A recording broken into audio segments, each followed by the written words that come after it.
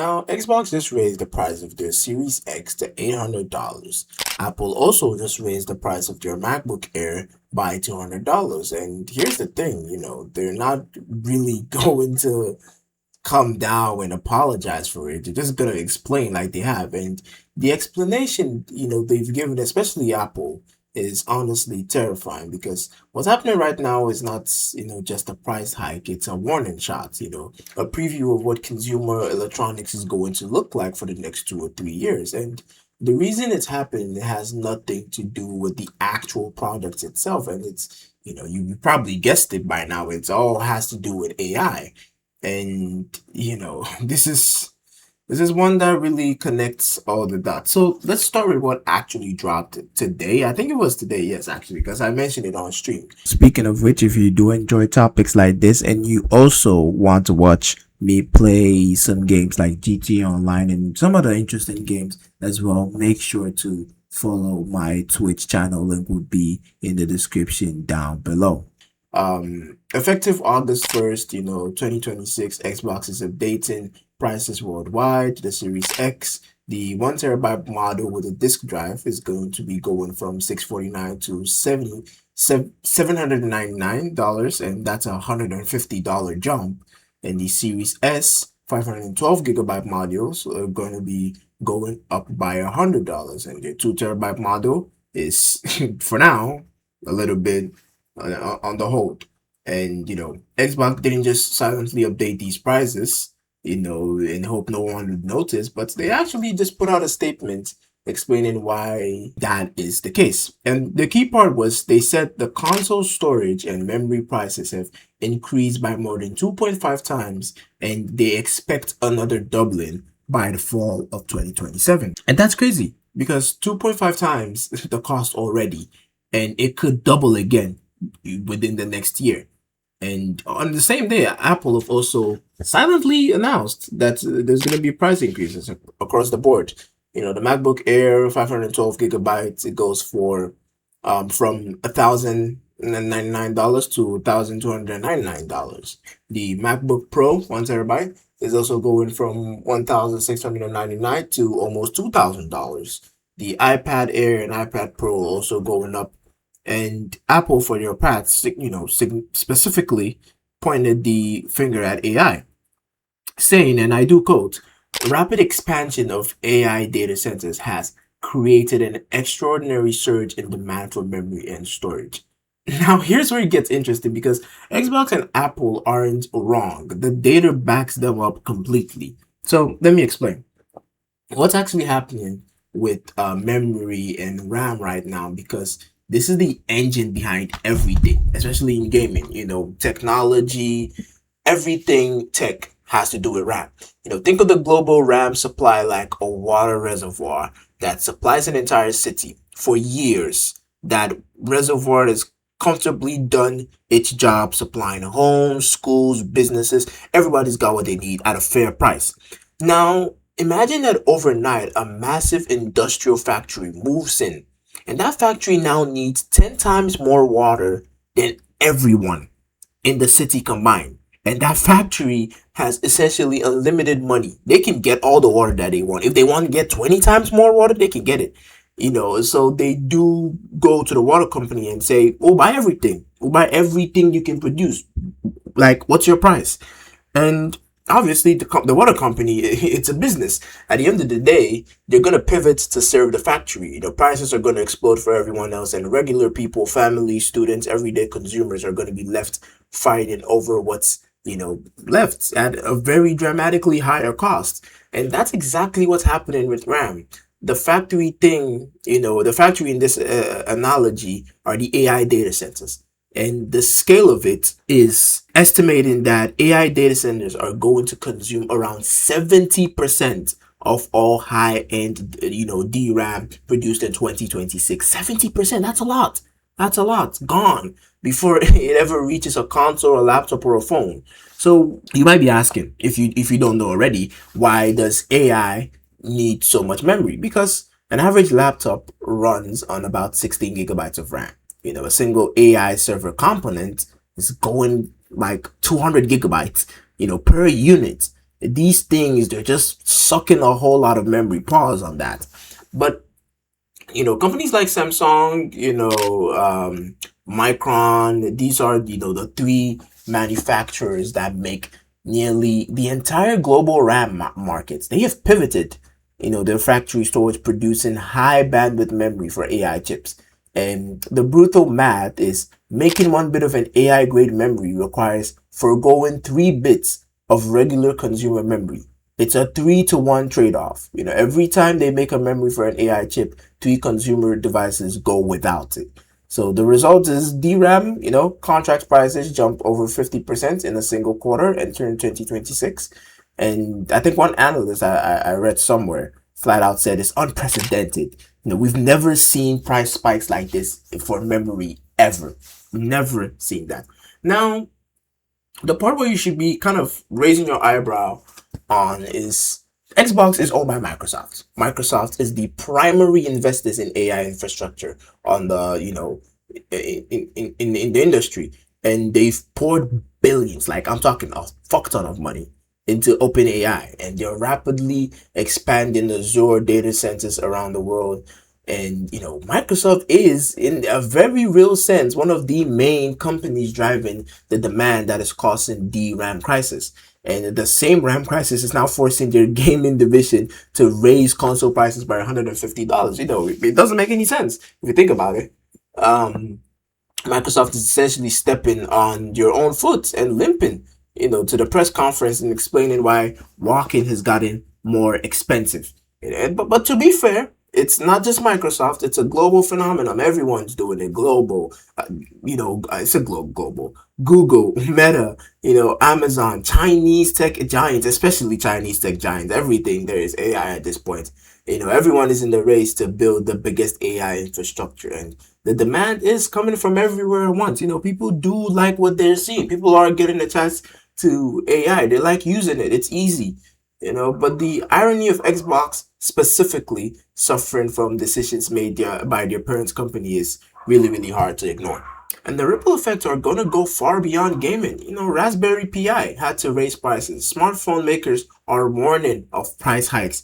One leaked analyst report showed Xiaomi budgeting for a 25% increase in memory cost per phone in 2026 models. Xiaomi is, supposed to have the cheap phones. They have the budget phones that are actually good.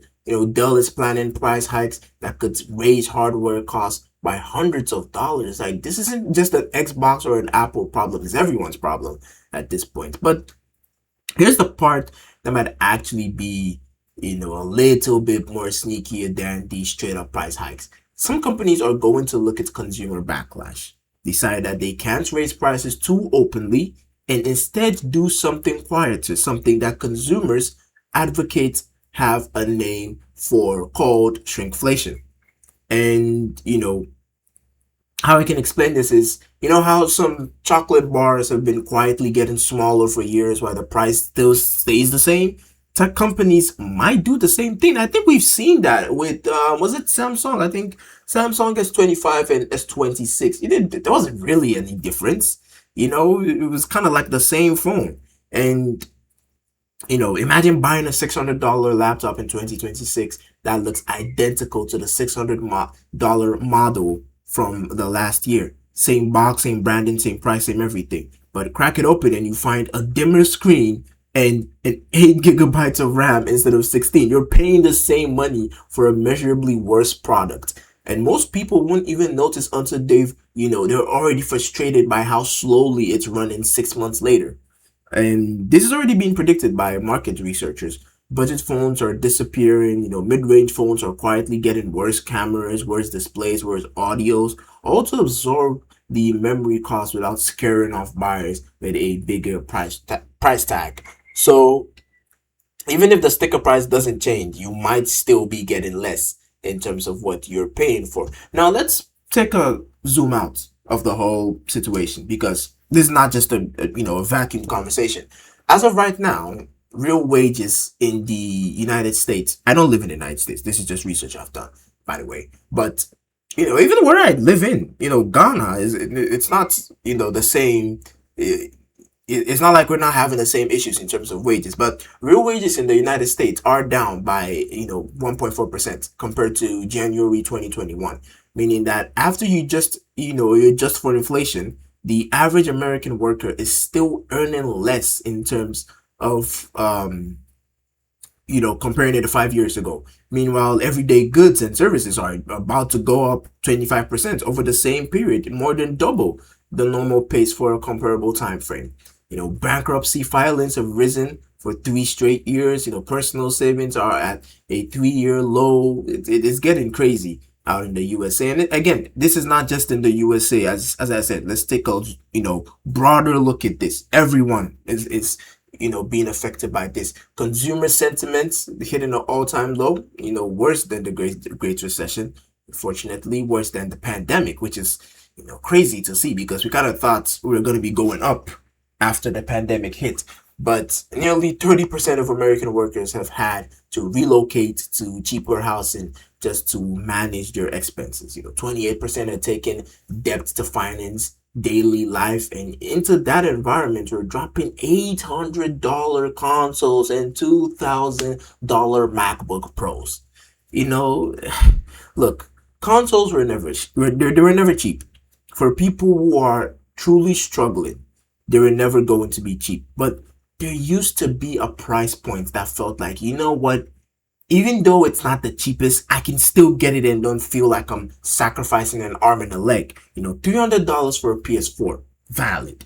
$500 for a Series X at launch, valid. That was achievable for a lot of people with, a couple of savings, a couple of birthday gifts, a couple of holiday presents. It was doable. But what happens when next gen consoles launch at $1,000? That's not like speculation. Xbox themselves have signaled that company prices are expected to double again by 2027. That's exactly when the next generation of hardware is supposed to launch. As one creator put it well, gaming used to be a great equalizer, and a millionaire and a broke college student could play the same game on the same hardware in the same lobbies. That era might be fading away. Unfortunately, it might be fading away, and the divide between people who can actually afford cutting edge gaming and those who can't is going to become a chasm. So you might be asking, is it all doom and gloom, or is there any good news? Kind of, maybe, eventually, the reason memory prices are so high is fundamentally it is a supply problem, and supply problems can be fixed. It just takes time.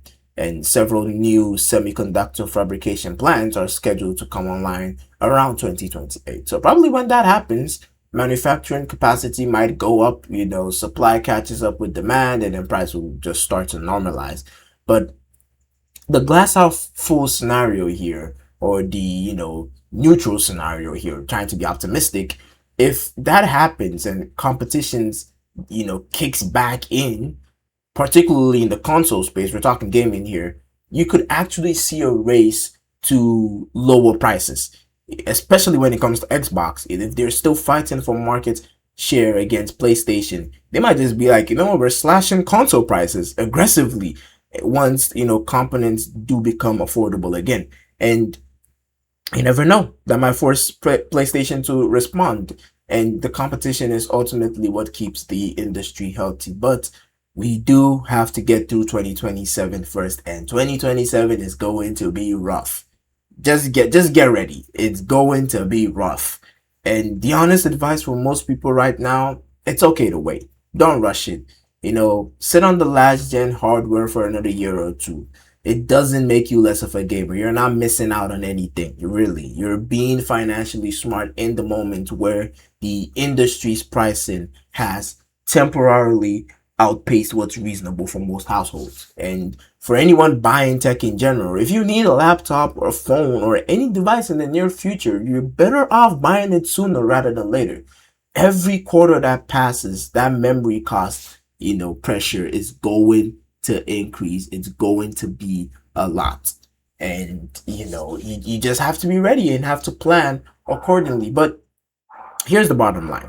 I think the RAM crisis is real, the price hikes are real, and the companies raising prices aren't entirely lying when they blame components, the data, is going to back them up. But it's also worth remembering that many of these same companies are the ones bankrolling the AI build out. They caused all of this in the first place, and they built the factory that drained the reservoir, like I mentioned with the water analogy, and now they're charging us for more water. And the short-term pain is unavoidable, to be honest. We're gonna get raised prices. We've seen it with GTA 6 already, and it's gonna keep coming. We're gonna see more of that. But the long-term story depends on whether manufacturing can catch up, whether the wages can recover, whether people can earn more money, and whether the industry chooses competition over extraction when the dust settles. And that's what we're gonna have to gamble on. And right now, everyday consumers are the ones that are gonna have to fund that situation. But yeah, let me know what you guys do think in the comment section below. If you guys do enjoy these type of videos, let me know. Let me know. I'd like to make more videos like this, give you guys more information on what's going on in the gaming space, in the tech space. I enjoy, stuff like this. It's fun, very informative as well, and gets people informed on what's going on. But yeah, again, let me know what you guys think in the comment section below, as usual. Any feedback from you guys would be greatly appreciated.